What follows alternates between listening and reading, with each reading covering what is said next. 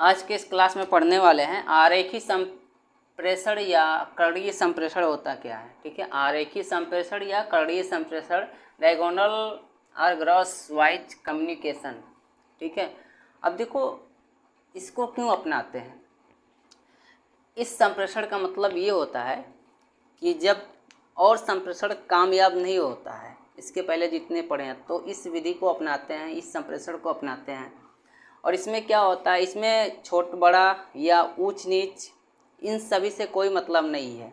ठीक है, इसमें सभी से संप्रेषण हो सकता है, चाहे छोटे स्तर का हो या बड़े स्तर का हो या असमान स्तर का हो, सभी के साथ जो है संप्रेषण संभव है।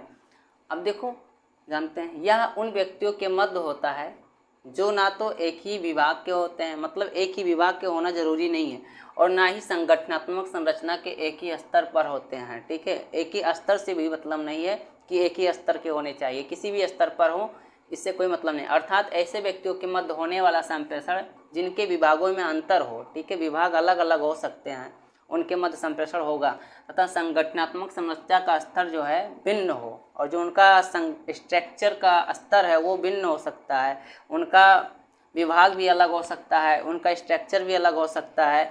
तो ठीक है, तो ऐसे स्थिति में जब हम संप्रेषण करते हैं तो इसे हम क्या कहेंगे, आरेखी संप्रेषण कहलाता है, जिसमें क्या होना चाहिए कि जो विभाग में अंतर होना चाहिए, संगठनात्मक संरचना का स्तर भी अलग होना चाहिए, तो उसे हम क्या कहेंगे, आरेखी संप्रेषण कहेंगे।